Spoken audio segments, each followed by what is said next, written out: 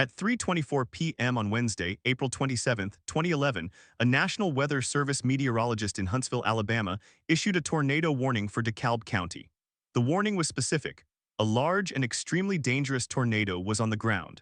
The storm had already been tracked for more than an hour across northern Mississippi and into Alabama. 3:24 p.m., radar indicated a debris ball moving northeast at 55 miles per hour just west of the town of Rainsville. The warning advised residents to take cover immediately. The message was broadcast over NOAA weather radios, local television stations, and emergency alert systems. For many people in Rainsville, that signal never came through. At 3:25 p.m., the tornado crossed Alabama State Route 75, about 2 miles south of downtown Rainsville. The storm was a mile wide at that point. Its winds were estimated at 200 miles per hour. The National Weather Service had upgraded the warning to a tornado emergency, the highest alert level. At 3:20 p.m. that message was transmitted across multiple channels. But in the rural areas of DeKalb County, cell phone coverage was sparse. Many homes lacked weather radios.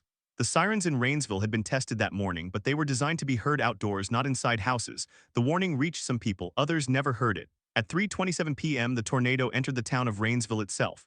The first structures impacted were on the western edge, a small church, a cluster of mobile homes, a used car lot. The tornado lifted the church from its foundation. The mobile homes were torn apart. The car lot became a field of twisted metal. Eyewitnesses later described the sound as a freight train, but louder, mixed with the crack of breaking wood and the roar of wind. Some residents had seen the sky turn green, a classic sign of violent storms, but had not fully understood the speed at which the storm was moving. The tornado's forward motion was 55 miles per hour. From the time the warning was issued to the time the tornado hit the town center, only 3 minutes had passed. At 3:29 p.m., the tornado crossed the main commercial street of Rainsville. Destroyed a grocery store, a hardware store, and a bank. The bank building was brick, built in the 1960s. The tornado ripped its roof off, collapsed 2 walls, and scattered debris for blocks. A family of 4 had taken shelter in the bank vault. They survived. A woman working at the grocery store was thrown into a walk-in freezer. She also survived. But not everyone found shelter in time. The tornado's path through the commercial district left 13 people dead in the space of 2 blocks. Many had been in cars trying to drive away from the storm. The National Weather Service later estimated that the tornado's winds at this point were between 210 and 220 miles per hour, making it an EF5, the highest rating on the enhanced Fujita scale. At 3:32 p.m., the tornado reached the Rainsville Municipal Building, a single-story structure that housed the City Hall, the Police Department, and the Emergency Operations Center. The building was not built to withstand an EF5 tornado. The roof was torn off, the walls collapsed inward, and the emergency communications equipment was destroyed. The police dispatcher had been broadcasting warnings until the moment the building came apart. She was found in the rubble, alive but injured. The radio system went silent. For the next 40 minutes, there was no way for the town to call for help. Cell towers were also down. The tornado continued moving northeast, but the damage was already done. In just over 10 minutes, the storm had leveled a significant portion of Rainsville. At 3:35 p.m., the tornado crossed County Road 34, a rural road running through a valley of small farms and homesteads. Here, the destruction was even more complete. Houses were swept clean off their foundations. Trees were stripped of bark. Cars were rolled into ditches or wrapped around utility poles. In one case, a pickup truck was found half a mile from where it had been parked, wrapped in insulation and splintered wood. The National Weather Service would later survey this area and find that the damage was consistent with winds of 230 miles per hour or more. This was the peak intensity of the storm. 7 people died in this rural stretch, all of them in homes that had no basements. At 3:40 p.m., the tornado passed northeast of Rainsville, heading toward the town of Sylvania. The worst was over for Rainsville, but the storm was not finished. It would continue another 15 miles before finally lifting at 4:10 p.m. near the Alabama-Georgia state line. In total, the tornado stayed on the ground for 46 minutes. It traveled 36 miles. It killed 25 people in DeKalb County alone. Over 200 more were injured. Hundreds of homes were destroyed. The estimated cost of property damage was over $100 million. What happened on that afternoon in Rainsville was not a single failure, but a cascade of missed opportunities and structural vulnerabilities. The National Weather Service had given credible warning. The tornado was detected early. The warning was issued with accuracy. But warnings only work when they reach the people who need them. In Rainsville, the physical infrastructure for receiving those warnings was broken or incomplete. Weather radios, which can automatically activate and broadcast emergency alerts, were not widespread in the area. Cell phone coverage was poor, and many residents did not have internet access. The outdoor sirens designed to warn people who are outside were largely ineffective because most people were inside their homes or businesses at 3:30 in the afternoon. And the storm moved so fast that even those who did hear the warning had only minutes to react. The question then becomes, what could have been done differently? The answer involves a deeper look at how emergency warnings are designed and delivered and where the gaps were. The National Weather Service had invested heavily in radar technology and forecast training. The warning system itself was technically advanced, but the delivery side, the part that actually gets the message into a person's ear, was fragmented. It relied on a patchwork of local television stations, radio broadcasters, sirens, and voluntary distribution networks. In Rainsville, that patchwork had holes. One of the biggest factors was the tornado's speed.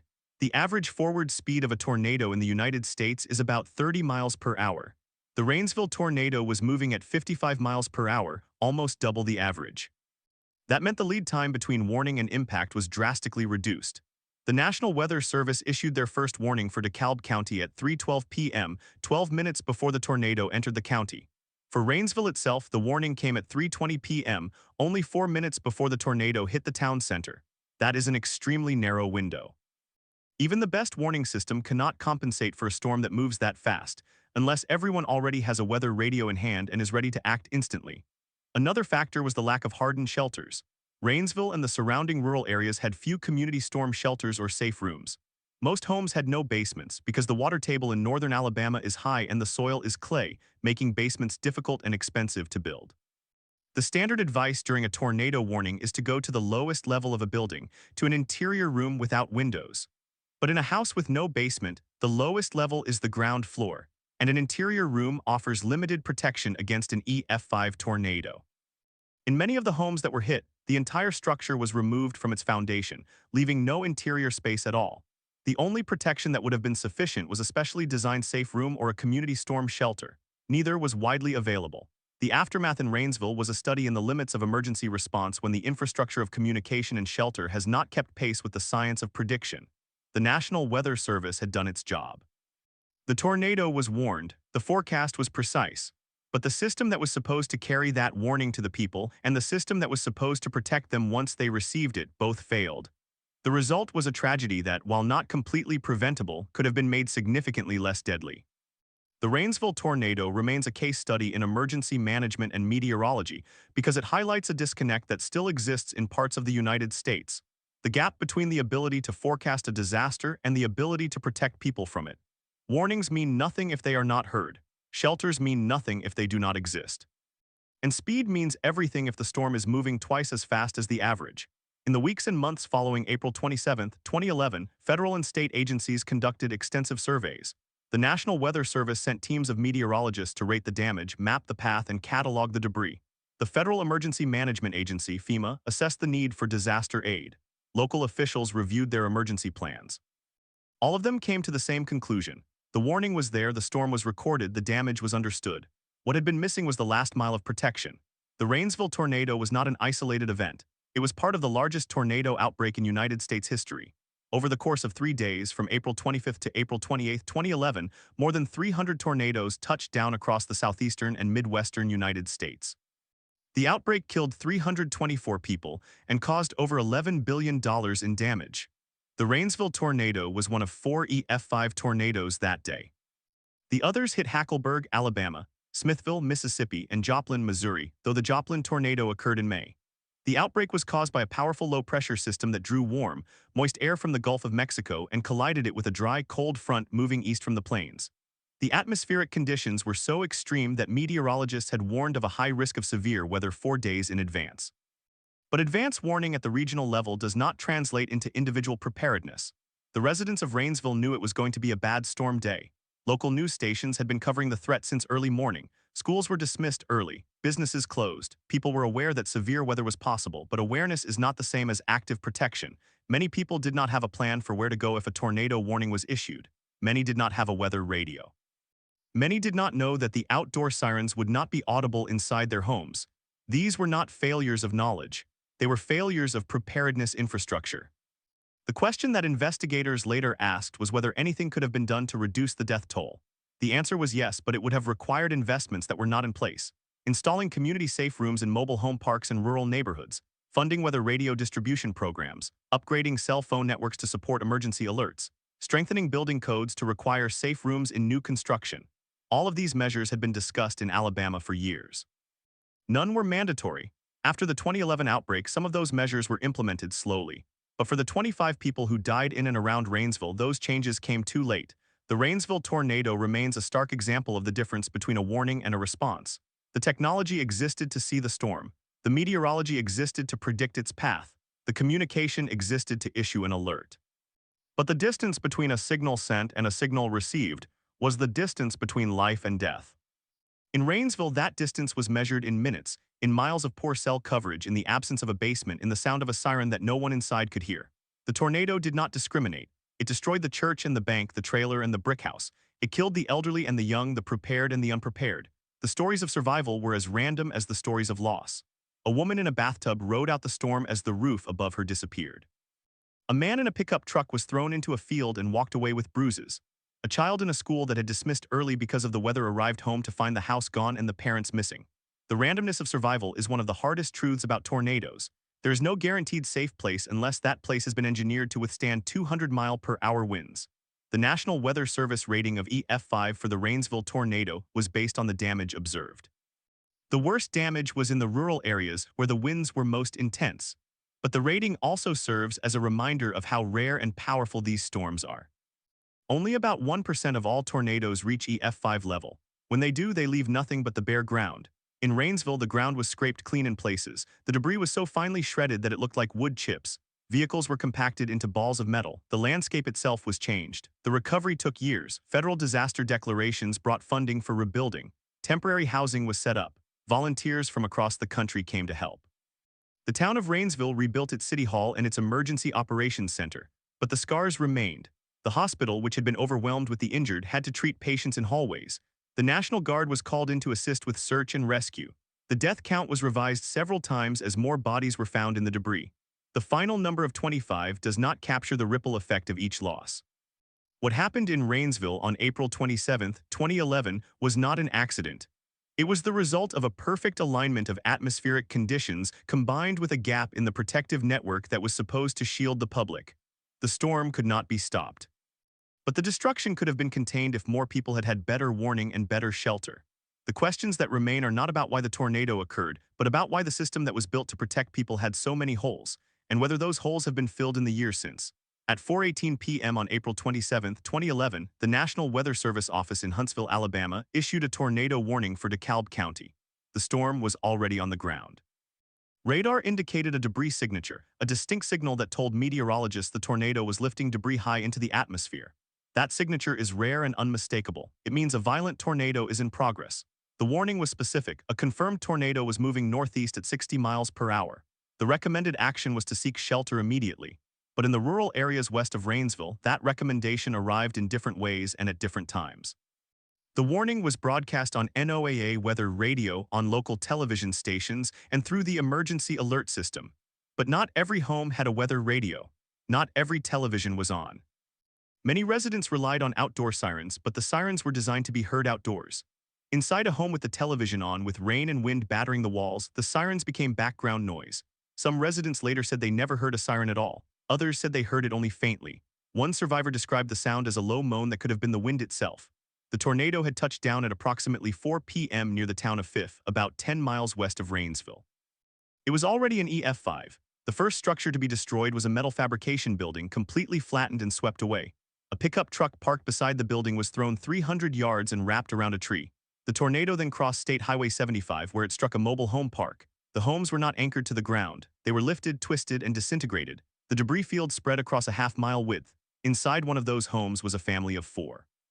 They had no basement, they had no safe room, they had only a bathtub. The mother and 2 children were killed. The father survived with severe injuries. By 4:25 p.m., the tornado was approaching the outskirts of Rainsville. The city hall had a storm shelter, but it was not large enough to hold the entire population. The shelter could accommodate about 100 people. The town had about 5,000 residents. Many of those who sought refuge in the shelter made it, but others, believing they had more time, delayed. The tornado was moving at nearly 60 miles per hour. That means it covered a mile every minute. From the time the warning was issued to the time it hit Rainsville, less than 10 minutes passed. In that time, a person had to hear the warning, decide to act, gather family members, and get to a safe place. For many, that was not enough. The tornado struck the downtown area at approximately 4:30 p.m. It destroyed the city hall, the police department, and the fire station. The emergency operations center was inside the city hall. It was obliterated. Communications were lost immediately. First responders who had not been in the direct path had to regroup without a command center. The hospital, which was still standing, had no power. Backup generators kicked in, but the phone lines were down. Ambulances could not reach the worst-hit areas because roads were blocked by debris. The injured were brought to the hospital by private vehicles and by foot. The National Guard was activated at 5:15 p.m., but they had to travel from armories in neighboring counties. Roads were impassable in many places. The darkness that fell at 6:30 p.m. made search and rescue efforts even more dangerous. Rescuers worked by flashlight, calling out for survivors, listening for cries in the wreckage. They found a woman pinned under a collapsed wall. They found a child curled in a ditch. They found bodies in what had been a church basement. The death toll climbed through the night. The next morning, federal teams arrived. The National Weather Service surveyors began mapping the damage path. They found that the tornado had been on the ground for nearly 40 miles. The maximum width was 3/4 of a mile. The winds at the strongest point were estimated at over 200 miles per hour, the threshold for EF5. They documented the destruction of over 200 homes. They noted that many of the homes that were destroyed had no anchor bolts connecting the framing to the foundation. Others had been built with only toe-nailed nails which could not withstand lateral forces. In the areas of worst damage, the houses had been swept clean, leaving only the concrete slab. The investigation also looked at the warning system. The National Weather Service found that their own products had been accurate and timely. The Storm Prediction Center had issued a high-risk outlook at 1:30 p.m. The local office had issued a tornado watch at 2 p.m. The warning came at 4:18 p.m. The mean lead time for that warning was 15 minutes. That is longer than the national average. But the effectiveness of a 15-minute lead time depends entirely on whether people receive the warning and know where to go. The Federal Communications Commission later reviewed the performance of the emergency alert system in DeKalb County. They found that the system had functioned as designed. The warning had been transmitted to all broadcasters. The issue was not the transmission, it was the reception. Many residents did not have a weather radio. Those who relied on cell phones often did not receive the wireless emergency alert because the cell towers in the area were overwhelmed or damaged. The outdoor sirens had been activated, but they were not audible in many homes because the wind and rain drowned them out. One resident said, "I heard the siren, but it sounded like it was miles away." The question of why the death toll was so high in Rainsville has been studied by emergency managers for years. The answer is a combination of factors: the intensity of the storm, the speed of its movement, the lack of basements in the region, the absence of community-safe rooms in the rural areas, and the failure of the warning to reach every person in time. But there is another factor that is often overlooked. Many of the victims lived in mobile homes. Mobile homes are the most vulnerable type of housing in a tornado. They offer little protection even from an e-phone. An EF5 will completely destroy them. In Alabama, mobile homes are common, especially in rural areas because they are affordable. The residents of those homes often have no alternative shelter. They cannot afford to build a safe room. They cannot move to a house with a basement. They are trapped by economics in a structure that cannot protect them. The Rainsville tornado also exposed a gap in the way warnings are communicated to people who are not English-speaking. The region has a growing Hispanic population, many of whom work in agriculture and live in mobile homes. The warnings were issued in English. There was no Spanish-language audio broadcast. Some of the victims were immigrants who did not understand the warning. They did not know what a tornado warning meant. They had no experience with such storms. They stayed in their homes thinking it was just a bad thunderstorm. The recovery effort in Rainsville took years. Federal aid was approved, but the process was slow. Many families had lost everything: their home, their car, their identification, their savings. They had to apply for assistance without documents. The local community center became a distribution point for food, clothing, and water. Volunteers from churches and nonprofit organizations came from across the state. They helped with cleanup, with rebuilding, with emotional support. But the psychological scars remained. Survivors described feeling anxious every time the sky turned dark. The sound of thunder could trigger panic attacks. Children had nightmares. The town held memorial services every year on April 27th. What happened in Rainsville on that day was not the result of a single failure. It was the product of many small gaps in a system that was supposed to protect people. The warning was there. The science was correct. But the infrastructure of protection, the hardware and the social systems, was not ready for a storm of that magnitude. The lesson from Rainsville is that a warning is only as good as the last mile. That mile includes the radio in the home, the siren that can be heard, the shelter that is reachable, the language that is understood, and the knowledge of what to do. In 2011, many of those last-mile elements were broken. Since then, some changes have been made. FEMA has funded more community-safe rooms in Alabama. The National Weather Service has improved its graphical warning products to show the exact path of a tornado. Wireless emergency alerts have become more common. Many communities have upgraded their siren systems to be more powerful and more numerous. But the fundamental problem remains. For a large segment of the population, especially the poor and the rural, the gap between a warning and a safe place is still too wide. The Rainsville tornado is not a historical footnote, it is a recurring problem. In 2021, a tornado outbreak in the same region killed dozens of people, many of them in mobile homes. The same warnings were issued. The same lack of shelters was documented. It is a pattern that repeats because the cost of building safe rooms is high and the political will to mandate them is low. The people who die in these storms are often those who cannot afford to protect themselves. The questions that remain are not about why the tornado occurred, but about why the system that was built to protect people had so many holes, and whether those holes have been filled in the years since. The evidence suggests that some have been patched, but others remain wide open. In Rainsville, the sirens are louder now, the weather radios are more common, but the man in the mobile home still has no basement. The woman who speaks only Spanish still may not understand the warning. The child in the rural house still has only a bathtub. The tornado of April 27, 2011 killed 25 people in and around Rainsville. It destroyed hundreds of homes. It changed the landscape and the lives of everyone who lived through it. But the real story is not just about that day. It is about every day since and every day to come when the sky turns green and the sirens begin to wail, and the question of whether the warning will reach the people in time is answered only by chance. In the early morning hours of April 28, 2011, the sun rose over a landscape that resembled a war zone. The sky was clear, the air was still. The only sound was the hum of generators and the distant beep of heavy equipment backing up. Survey teams from the National Weather Service moved in before dawn. They walked the path of the tornado with GPS units and cameras. They measured the width of the debris swath. They documented the pattern of destruction. They interviewed survivors and emergency managers. The goal was to classify the tornado based on the damage it left behind. At 9:17 a.m., the first survey team reached the area near the intersection of Alabama Highway 35 and County Road Fortwell. This was ground zero. The team found a house that had been completely removed from its foundation. The anchor bolts that held the sill plate to the concrete slab had been snapped. The bolts themselves were still embedded in the concrete, but the heads had been sheared off. That level of force is almost never seen. The team leader noted in his log, EF5 damage, anchor bolts broken, structure swept clean, vegetation debarked on the uphill side. They moved down the path and found a church where the roof was found 200 yards away. The pews were still bolted to the slab, but they were twisted into metal pretzels. The bell tower had collapsed inward. The survey continued for the next 10 hours. By the end of the day, the National Weather Service had classified the Rainsville tornado as an EF5 on the enhanced Fujita scale. It was one of 4 EF5 tornadoes that touched down during the 2011 super outbreak. The other 3 were in Mississippi and Alabama: the Philadelphia tornado, the Hackleburg, Phil Campbell tornado, and the Smithville tornado. All 4 were rated EF5. The Rainsville tornado was the deadliest of the 4, with 25 fatalities in its immediate path, but the Hackleburg tornado killed 72 people across a longer track. Later that week, the National Weather Service released a preliminary report for the Rainsville event. The report stated that the tornado had a path length of 41 miles. The maximum path width was 3/4 of a mile. The tornado began near the town of Grove Oak and ended near the Georgia state line. It was on the ground for 59 minutes. The report also noted that the tornado was spawned by a supercell thunderstorm that had been producing tornadoes for several hours before it reached Rainsville. That same supercell had already dropped an EF4 tornado near the town of Arley, then an EF4 near the town of Phil Campbell, before reorganizing and producing the Rainsville tornado. The question of why the same storm produced multiple violent tornadoes in rapid succession became a focus of scientific studies in the years that followed. Meteorologists at the University of Alabama in Huntsville and the National Severe Storms Laboratory analyzed the environmental conditions that day. They found that the atmosphere was extraordinarily unstable.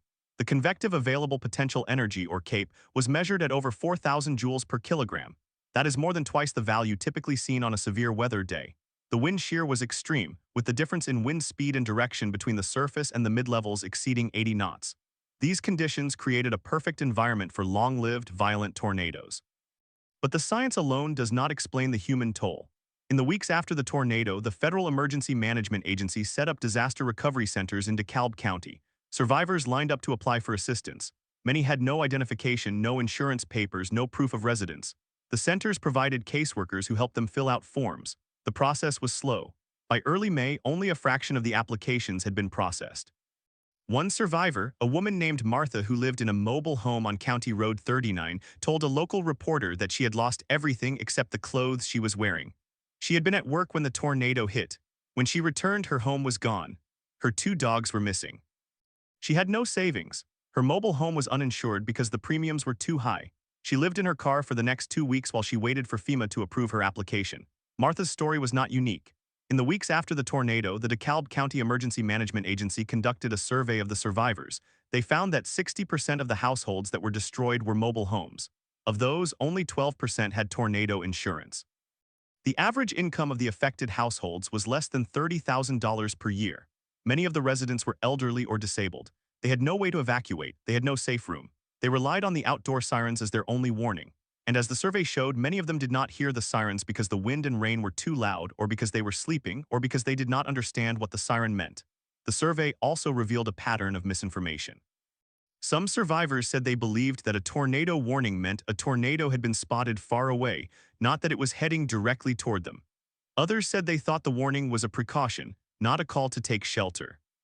A few said they wanted to take shelter but did not know where to go. There was no designated public shelter in that rural area. The nearest school was 7 miles away. The only options were a ditch or a culvert, but many of those were filled with water from the heavy rain that preceded the tornado. The response to these findings was slow but deliberate. In 2012, the National Weather Service introduced a new product called the impact-based warning. These warnings include specific language about the expected damage, such as a tornado is on the ground and will destroy homes. They also include information about the source of the warning, such as radar indicated or confirmed by storm spotters. The goal was to make the warning more actionable. The Rainsville tornado was used as a case study in the development of this product. In 2013, the National Oceanic and Atmospheric Administration released a comprehensive report on the 2011 super outbreak. The report included a section on Rainsville. It examined the timeline of the warning, the performance of the emergency alert system, and the behavior of the public. One of the key findings was that the warning lead time of 15 minutes was sufficient for people to take shelter, but only if they had a predetermined plan. The report recommended that communities conduct regular tornado drills and that families create a severe weather plan. It also recommended that mobile home parks be required to have shelter agreements with nearby schools or churches, but these recommendations were not mandates. They were guidelines. Compliance was voluntary. In 2014, a study by the University of Alabama found that only 1 in 5 mobile home parks in the state had a formal shelter agreement. The rest relied on residents to find their own shelter, which often meant staying in the home or driving away. Driving away is dangerous because a tornado can change direction without warning. Many people who attempted to drive away during the 2011 tornadoes died in their cars. The question of whether the government should require mobile home parks to have tornado shelters has been debated in Alabama for over a decade. Proponents argue that it is a matter of life and death. Opponents argue that it is too expensive and that the cost would be passed on to residents who can least afford it. In 2015, a bill was introduced in the Alabama legislature that would require all new mobile home parks to have a community safe room. The bill failed. A similar bill in 2017 also failed. As of 2025, no such requirement exists. In the absence of regulation, some communities have taken matters into their own hands. The town of Rainsville applied for a FEMA grant to build a community safe room.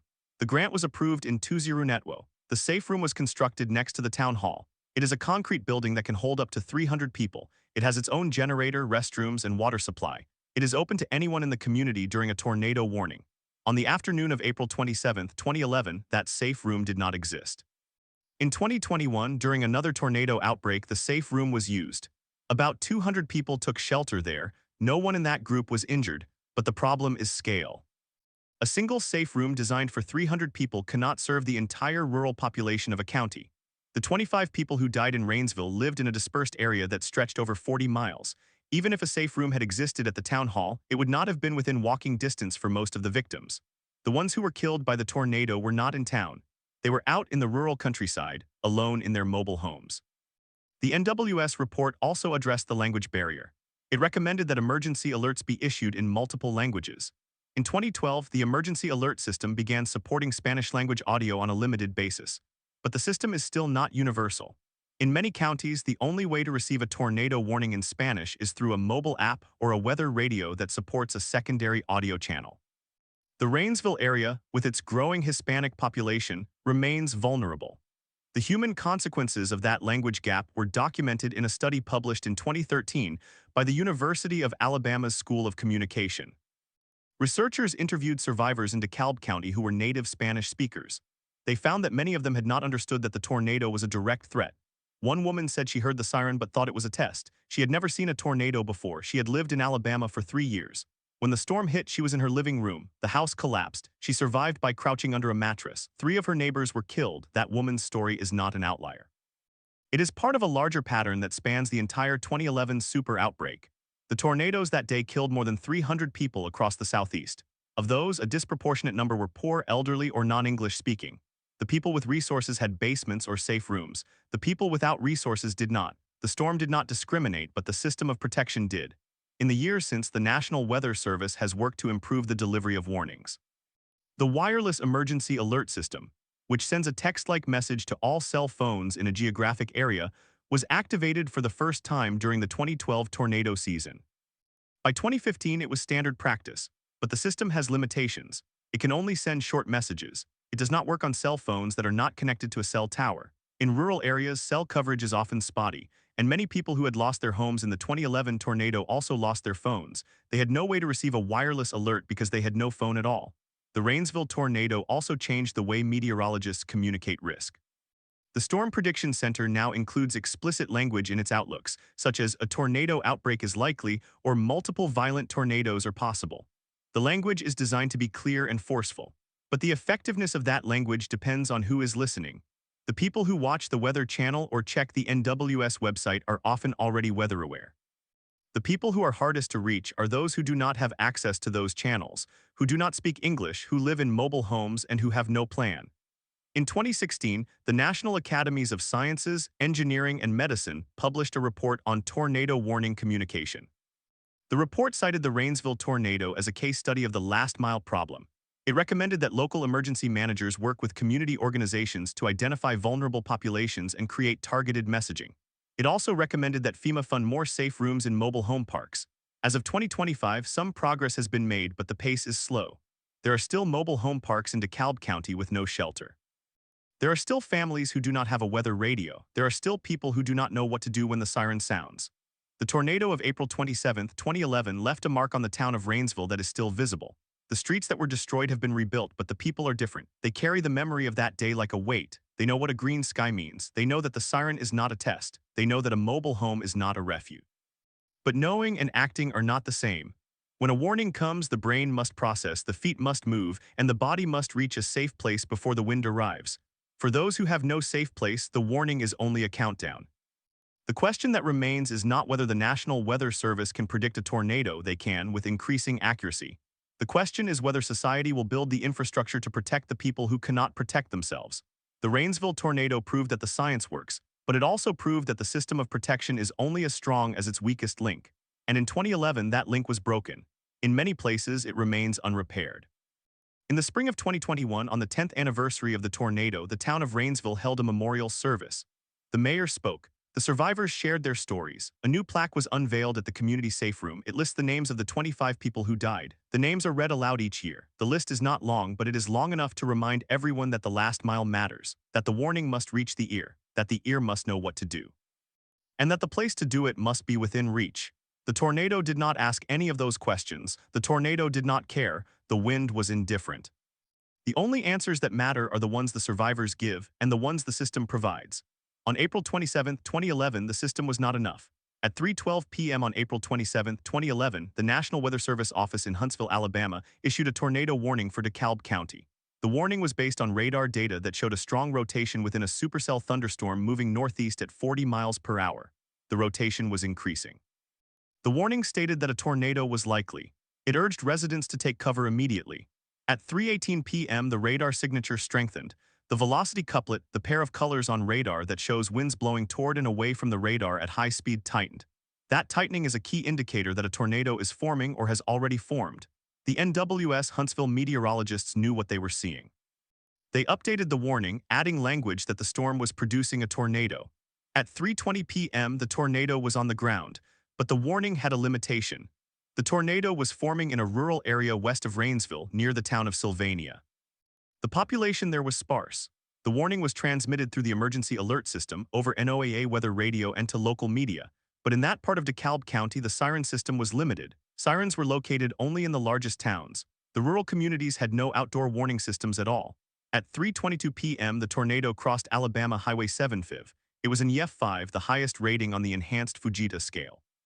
Winds estimated at over 200 miles per hour swept across open farmland. The first structures to be hit were a cluster of mobile homes along County Road 59. There was no warning beyond the radio and the television. The people inside those mobile homes had no storm shelter. Some heard the siren from a neighboring town, but it was faint. They could not tell if the warning applied to them. At 3:25 p.m., the tornado entered the southern edge of Rainsville. The town had grown in recent decades, and many of the new subdivisions were built without basements. In Alabama, basements are rare because of the high water table and the cost of excavation. The tornado swept through a neighborhood of single-family homes. It lifted roofs, collapsed walls, and tossed vehicles into trees. In one home, a family of 4 huddled in an interior hallway. The hallway collapsed, only one survived. At 3:27 p.m., the tornado struck the mobile home park at the intersection of County Road 27 and Highway 3 FIV. This was the location of the highest death toll. The park contained 30 mobile homes. Only 2 were left standing after the tornado passed. The others were torn apart. Bodies were found in the debris field, some thrown hundreds of yards. Rescue workers arrived within minutes, but the scene was chaotic. They had no heavy equipment. They used their hands to dig. At 3:30 p.m., the tornado exited the town of Rainsville and continued northeast toward the state line. It would stay on the ground for another 20 minutes, finally lifting near the town of Henniger. By then, it had traveled a total path of 43 miles. The damage was continuous and catastrophic. The NWS survey team later described the path as a swath of total destruction that looked like a nuclear blast. What happened? The supercell that produced the Rainsville tornado was part of a larger outbreak that started earlier in the day. The Storm Prediction Center had issued a high-risk outlook at 1 a.m. that morning, the first of 4 high-risk categories in the outbreak. The forecast was accurate, but the challenge was not predicting the storm. It was communicating the threat to people who had no safe place to go. The National Weather Service office in Huntsville did everything by the book. They issued warnings with lead times that averaged 20 minutes. That is above the national average, but lead time is meaningless if the recipient has no shelter. In the mobile home park, 20 minutes was not enough time to drive to a neighbor's basement because there were no basements. It was not enough time to reach a public shelter because none existed. The only option was to crouch in a bathtub inside a structure that would soon be destroyed. Why didn't the residents leave? Some did. But many stayed because they believed the mobile home would protect them. Others stayed because they had nowhere to go. Several people interviewed after the storm said they had asked their landlord about a shelter and were told it was not required. The landlord was not wrong. At the time, Alabama had no law requiring mobile home parks to provide storm shelters, but the problem went beyond mobile homes. The tornado also destroyed well-built frame houses. In the neighborhood near the high school, a brick home with a crawl space was reduced to a slab. The family inside had no basement. They had no safe room. They were killed. In the aftermath, the NWS conducted a formal service assessment.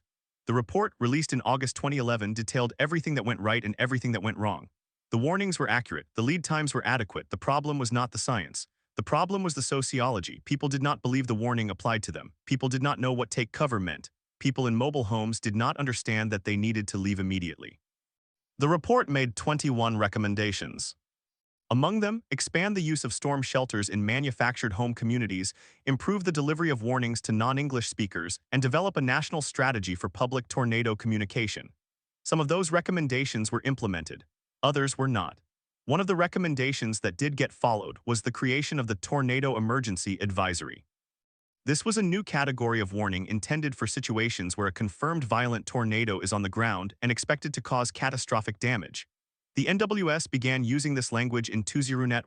The goal was to break through the noise, to tell people this is not a drill. But the tornado emergency only works if people hear it, and in rural Alabama, many people do not. The same survey that found residents had adequate warning also found that nearly 30% of those interviewed did not have a functioning weather radio. Some had radios but did not know how to set the alarm. Others had replaced the batteries after a previous storm but never checked them again. By April 27th, the batteries were dead. How could this have happened? It happened because the system of public safety in the United States is built on local responsibility. There is no national standard for tornado shelters. There is no requirement that every home have a safe room. There is no agency that funds the construction of shelters for every mobile home park. The federal government provides grants through FEMA, but those grants are competitive and limited. Cities and counties must apply. They must match the funds. Many cannot afford to. In Rainsville, the city council had discussed building a community safe room as early as 2006. The idea was raised after a deadly tornado hit nearby Albertville in 2005, but the cost was estimated at $500,000. The city could not secure the funding. The project was tabled. It would take the deaths of 25 people to bring the issue back to the table. After the 2011 tornado, the city applied for and received a FEMA grant of $600,000. The safe room was completed in 2003. It is now a fixture of the town. But for the people who died in 2011, the safe room came too late. The Rainsville tornado remains a case study in the NWS training curriculum. It is used to teach meteorologists about the social factors that influence warning effectiveness. It is also used in emergency management courses to show how infrastructure decisions affect outcomes. The key question is not whether the tornado was predicted. It was. The key question is whether the community was prepared to survive it. The answer is no. In the years since, weather awareness in the Southeast has improved. The number of weather radios sold in Alabama increased by 40% in 2010. Local media began airing tornado coverage with greater urgency. The phrase tornado emergency became standard, but the underlying vulnerabilities remain. The poverty rate in DeKalb County has not changed significantly. The Hispanic population has grown. The housing stock still includes thousands of mobile homes without shelters. On April 27, 2021, the 10th anniversary of the outbreak, a group of researchers from the University of Alabama published a follow-up study. They interviewed survivors from the Rainsville area. They found that many of them still did not have a plan. Several said they now check the weather on their phones, but they do not own a weather radio. One woman said she heard the sirens on the anniversary and started crying. She still lived in a mobile home. She still had no safe room. The study concluded that the most effective interventions for saving lives in tornadoes are not better forecasts. They are safe rooms and educational outreach that reaches the most vulnerable. The science of tornado prediction has improved dramatically in the past decade. The lead time for warnings has increased from an average of 10 minutes to an average of 15 minutes. But in the mobile home parks of rural Alabama, 15 minutes is still not enough if you have no place to go. The Rainsville tornado matters because it exposes a fundamental gap in the American approach to natural disaster protection. The country invests heavily in predicting disasters but does not invest equally in protecting its citizens from them. The results are predictable. The poor die at higher rates. The elderly die at higher rates. The people who do not speak English die at higher rates. The tornado is not the problem, the inequality is the problem. In the end, the story of the Rainsville tornado is a story of a storm that did what nature does and a community that did what it could with what it had. It is also a story of a system that remains incomplete. The warnings are getting better, the science is getting better, but the last mile, the distance between a warning and a safe place, is still too long for too many people. And until that mile is closed, the death toll will continue to climb every time the sky turns green. Final death toll for the Rainsville tornado was 25. The final rating was EF5. The path length was 43 miles. The maximum width was 3/4 of a mile. The date was April 27, 2011. The town of Rainsville has rebuilt. The community safe room now stands as a testament to what can be done when the will to act finally arrives. But for the families of the 25, the question will always remain, why did it take so long to build a place that could keep them safe? That question has no good answer. Only the wind knows, and the wind never tells. At 4:35 p.m. on April 27, 2011, a new tornado warning was issued for DeKalb County. The storm that produced it had already been tracked for over an hour by the NWS office in Huntsville. Doppler radar showed a pronounced debris signature, a telltale ball of red and orange indicating that the tornado was lofting heavy objects into the air. Meteorologists on shift knew they were looking at a violent tornado. The warning was specific. This is a life-threatening situation. Take cover now. The tornado touched down just west of the town of Rainsville. It was the same supercell that had already produced the Hackleburg-Phil Campbell tornado, one of the longest-tracked and deadliest tornadoes of the outbreak. That storm had killed 72 people as it cut a path across northwest Alabama. Now 60 miles to the east, the same parent thunderstorm was reorganizing. The atmosphere was so unstable that the storm did not weaken. Instead, it regenerated. What happened next is well documented by storm survey teams from the NWS and the University of Alabama in Huntsville. The tornado reached EF5 intensity within minutes of touchdown. Wind speeds were estimated at over 200 miles per hour. Damage indicators included a reinforced concrete building that was completely leveled, a church where only the slab remained, and a steel-reinforced water tower that was lifted and thrown. Investigators found a car wrapped around a tree. They found a school bus overturned and crumpled. They found homes swept clean from their foundations. The path of the tornado was 43 miles long. At its widest point, it was 3/4 of a mile. The tornado moved east-northeast at roughly 45 miles per hour. That meant residents in its path had, at best, about a minute of warning after they could see the funnel. In some cases, the tornado was rain-wrapped and invisible until it was directly on top of them. The people who survived often described a sound like a freight train, then silence, then the screams. The engineering analysis of the damage revealed something important: not all homes were built the same. In the newer subdivisions, houses with continuous load paths, where the roof is strapped to the walls and the walls are bolted to the foundation, were less likely to be swept away. In older homes built without modern tie-downs, the destruction was total. The EF5 rating is rare. Only about 1% of all tornadoes reach that intensity. But the Rainsville tornado showed that a home's construction could mean the difference between a family surviving in a closet and a family being thrown 200 feet into a field. How could a community absorb a direct hit from an EF5 tornado? The answer is that it cannot. No amount of preparation fully protects against winds of over 200 miles per hour. But the question that emerged in the months after the storm was not how to survive the worst-case scenario. It was how to survive the more common scenario, an EF2 or EF3 tornado that destroys a mobile home but leaves a well-built house standing. The Rainsville tornado was extreme, but the mobile home deaths it caused were not extreme. They were typical. In the recovery effort, the Federal Emergency Management Agency set up a disaster recovery center in the Rainsville High School gymnasium. Survivors lined up for assistance. They needed food, water, clothing, and shelter. The Red Cross provided meals. The National Guard was deployed to prevent looting. The debris removal took months. Every piece of wood, metal, and glass had to be sorted. The search for remains continued for days. Cadaver dogs were brought in from across the state. The official death toll was revised several times in the first week. Initially, 23 were confirmed, then 25. In the end, the list included an infant, a teenager, an elderly couple found holding hands in their bathtub, a woman who had just moved into town the week before, and a father who shielded his daughter with his body. The daughter survived with a broken arm. The father died of blunt force trauma. The funerals were held over the next 2 weekends. Some families held private services. Others attended a community memorial at the Rainsville Civic Center. The governor attended. The mayor spoke. The names were read aloud. A moment of silence was observed. Then the town began to rebuild. The rebuilding was slow. Insurance payouts were uneven. Many residents had no insurance at all. Some had limited coverage that did not cover tornado damage. Others had policies that had lapsed. The state of Alabama had no requirement that mobile home owners carry windstorm insurance. In some cases, the mobile home park owners carried insurance only on the structure, not on the contents. Renters were left with nothing, but the town did rebuild. With the help of FEMA grants and charitable donations, new homes were constructed. Many were built with safe rooms. The local school district added a storm shelter to the high school. The community safe room, funded with the $600,000 grant, was completed in 2003.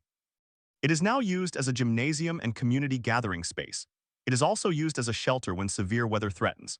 On April 27, 2025, the 14th anniversary of the tornado, the safe room was opened again as a line of severe thunderstorms moved through the area. No tornado touched down, but the people came anyway. They remembered. The legacy of the Rainsville tornado extends beyond the town. The National Weather Service used the event to redesign its warning system. The Storm Prediction Center now issues a particularly dangerous situation notice more frequently, and local offices have adopted more urgent language in their warnings. The phrase "catastrophic destruction is certain" is now used when radar confirms a violent tornado. The goal is to eliminate ambiguity, but the most lasting change has been in the field of social science research on disaster response.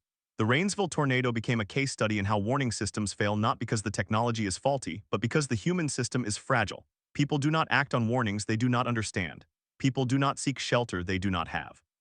People do not trust authorities they do not know. The solution is not just better radar. It is better communication, better infrastructure, and better equity. The question remains, will the lessons of Rainsville be remembered when the next outbreak comes? The answer is uncertain. The memory of disaster fades. The budgets for safe rooms are still limited. The number of mobile homes in Alabama has not decreased. The same vulnerabilities persist, but in Rainsville itself, the markers are there. A memorial park now stands where the worst damage occurred.